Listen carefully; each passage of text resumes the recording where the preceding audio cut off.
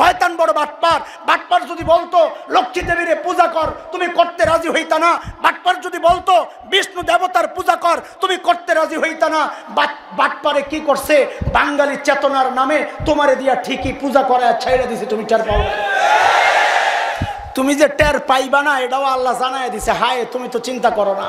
সূরা আরাফ খোলো, আয়াত 27 খোলো, 8 নম্বর পারা, হাফিজ কোরআন 12 নম্বর পৃষ্ঠা 6 নম্বর লাইন। তুমি যে টের পাইবা না আল্লাহ তো আগের থেকেই জানেন। আল্লাহ জানায় দিছেন, ইয়া বানি আদম লা ইফতিনান্নাকুমুশ শাইতান কামা আখরাজা আবাওয়াইকুম মিনাল জান্নাহ ইয়ানজিউ আনহুমা লিবাসাহুমা লিয়ুরিয়াহুমা সাওআতিহিমা ইন্নাহু ইয়ারাকুম হুয়া ওয়া কাবিলুহু মিন হাইসু লা তারাউনাহুম।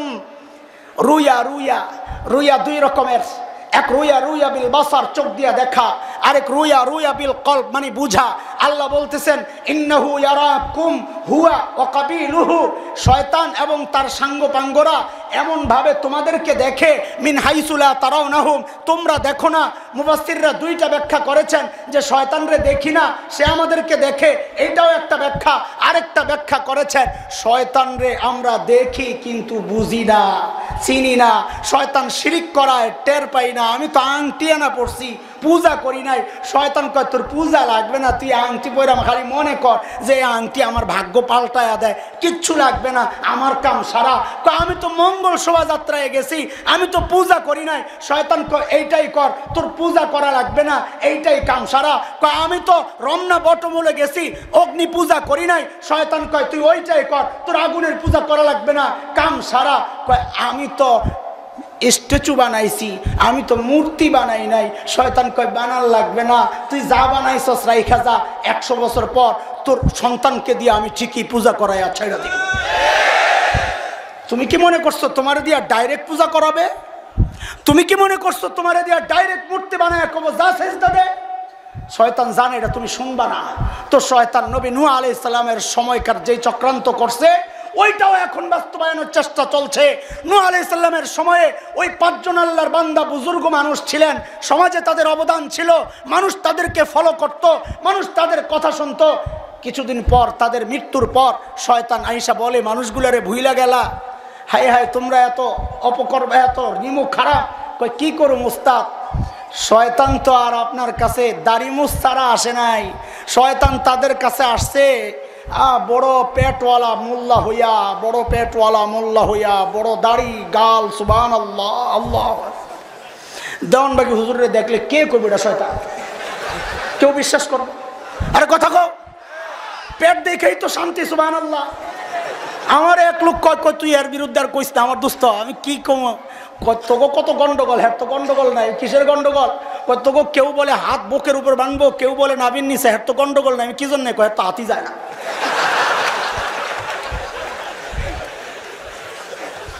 কে কবে এটা শয়তান? অথচ মানুষকে দিয়ে শিরিক করাইতেছে। তো ওই সময়ে নূহ আলাইহিস সালামের সময় মানুষ বুঝো বুঝো, তোমার নেতার বিরুদ্ধে আমি না, বরং আমরা চাই আমাদের মহান নেতাকে জান্নাতে পৌঁছাইতে। তুমি কি চাও বলো? ওলামায়ে কেরাম দিনদাররা চায় এদেশের মহান স্থপতি, আমাদের প্রাণের নেতা, মহান নেতাকে আমরা চাই জান্নাতের মেহমান হিসাবে দেখতে।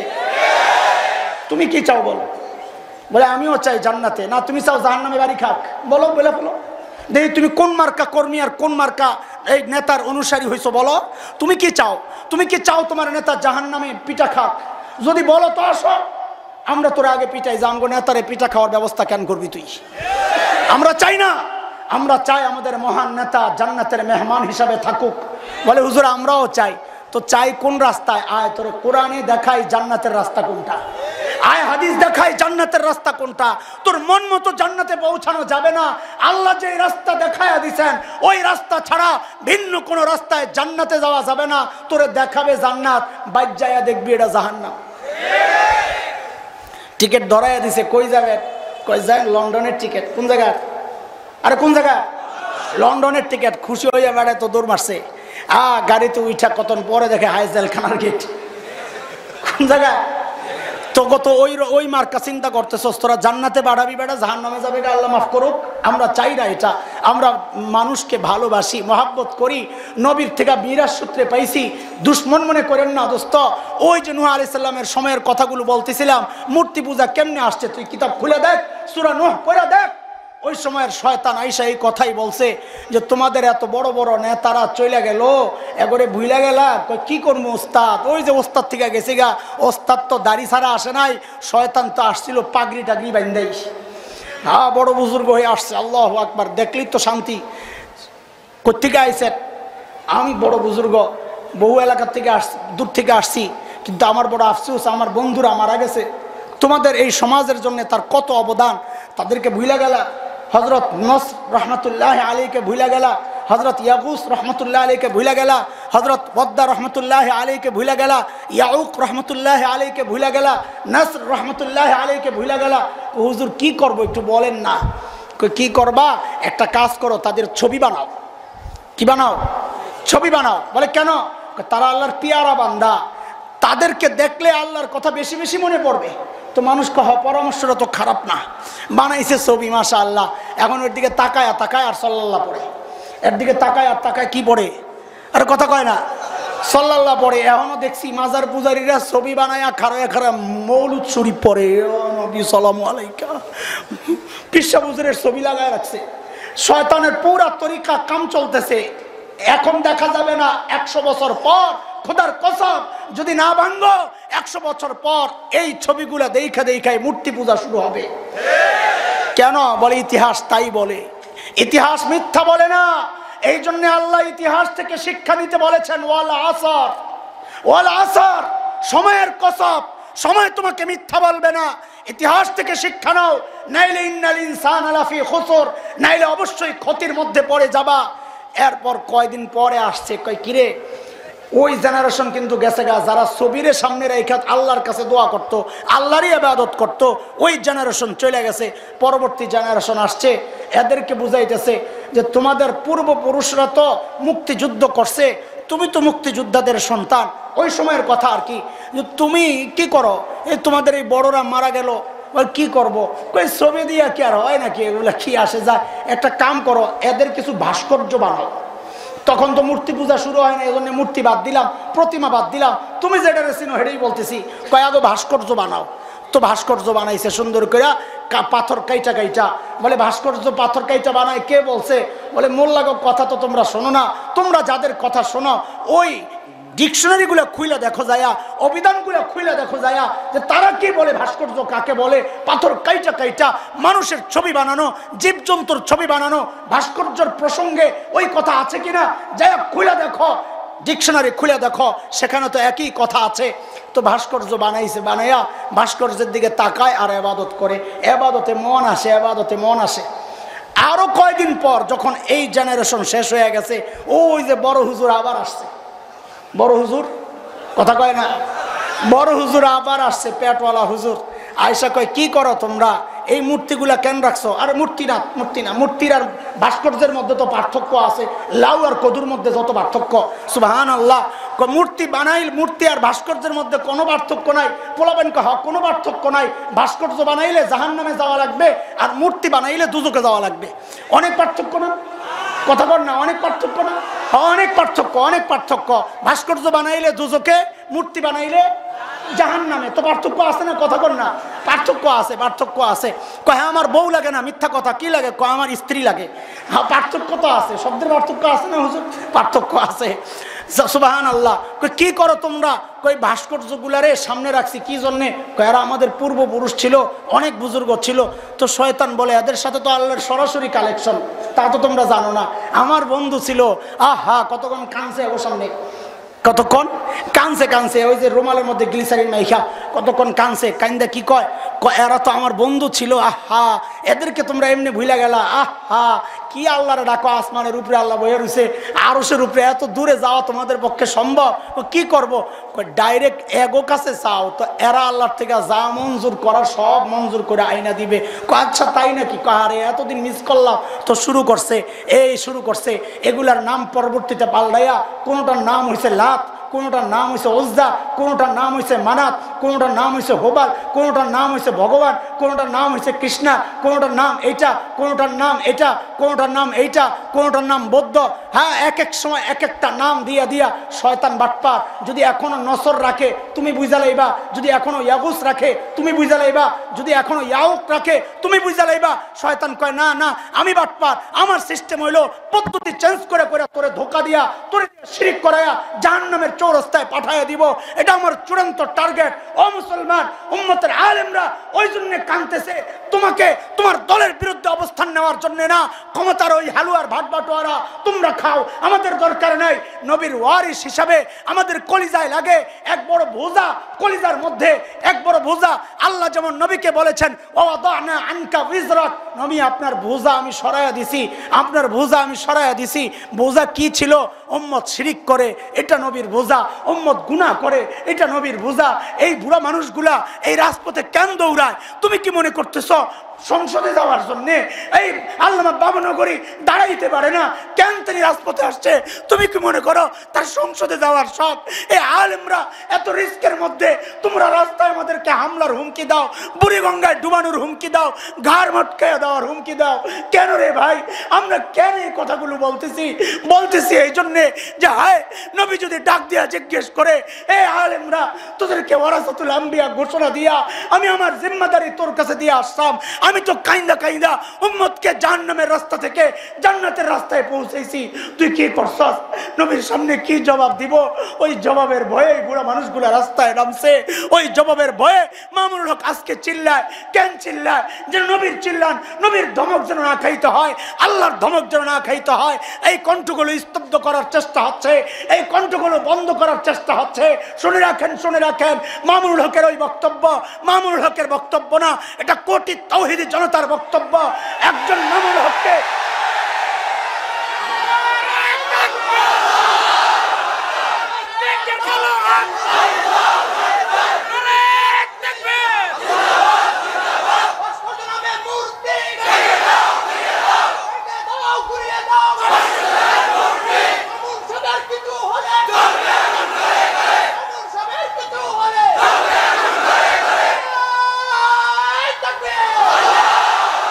আমরা সংঘাত চাই না, আমরা সংঘাত চাই না, আমরা মারামারি চাই না, আমরা এদেশে শান্তিতে বসবাস করতে চাই।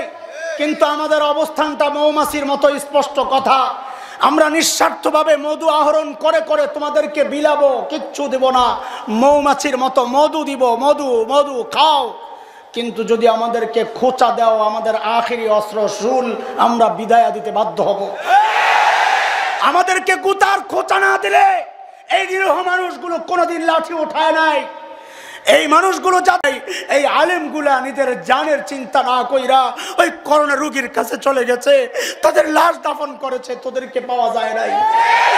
আজকে যখন বন্যায় মানুষ আক্রান্ত হয় তোদেরকে পাওয়া যায় না। এই আলেমগুলো তাদের সামর্থ্য আর সাধ্যের মধ্যে যা পারে দৌড়াইয়া নিয়ে পৌঁছাইয়া দিয়ে আসে। যেখানে আগুন লাগে আলেমরা দৌড়াইয়া যায়। আরে তুই বিপদে বলল আমরা যাব, তোর রক্তের লাগলে দরকার লাগলে আমি হাসান জামিল এবি পজিটিভ আমার গ্রুপ, লাগলে বলিস রাত্রে 1টা 2টা বুঝি না, আমি দৌড়াইয়া যাব। তোর যা লাগে আমাকে ডাক দিস, আমি দৌড়াইয়া যাব। কারণ ওই নবীর ওই ভালোবাসার মহব্বত দিলে লালন করি।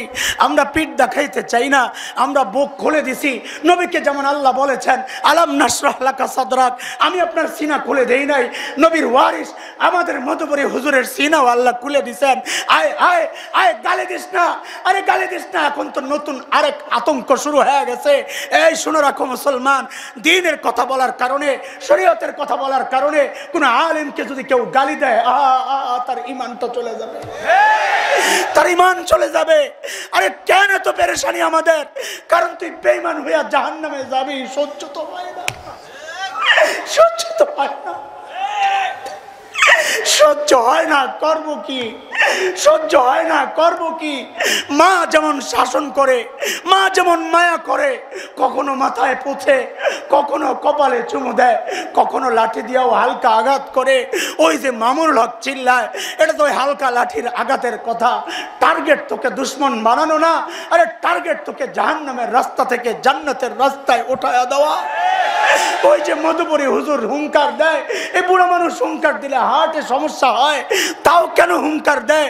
কারণ তিনি জানে আমার এই জীবন তো মালিকের জন্য কোরবান, উম্মতকে জাহান্নাম থেকে বাঁচায়া আমার হুঙ্কার দিয়ে আমি যদি মইরাও যাই তাও আমার জীবনটা সার্থক, ওই জন্য হুঙ্কার দেয়।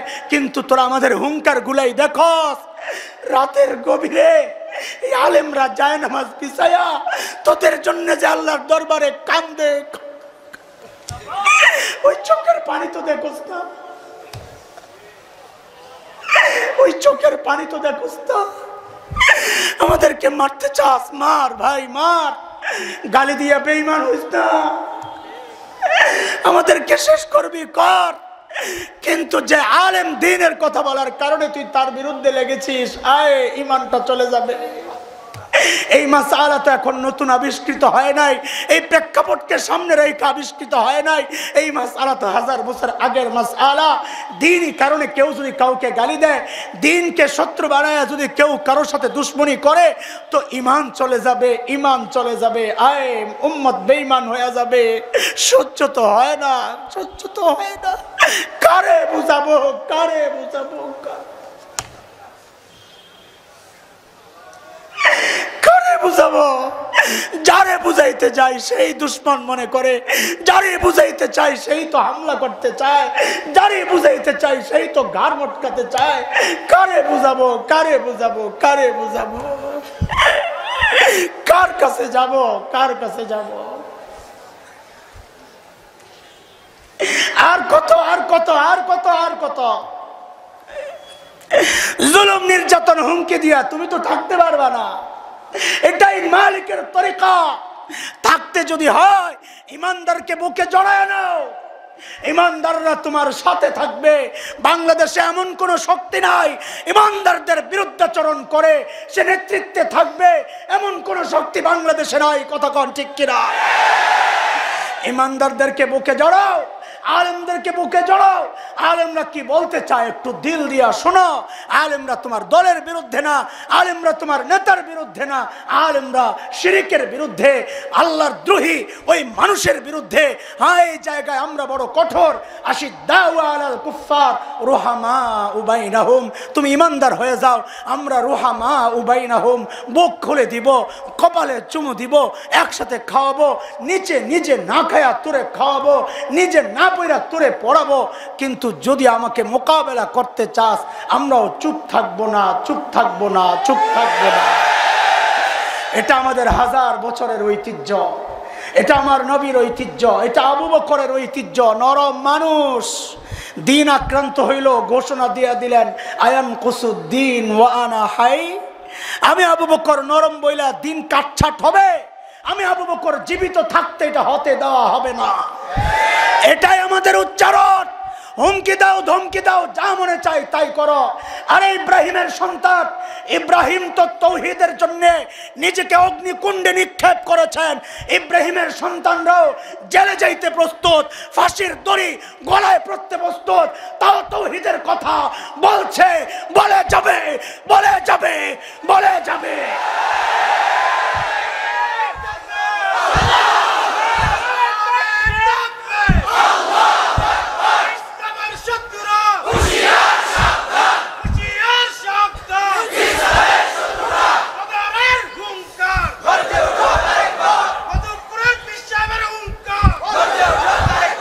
মোহতারাম হাজিরিন,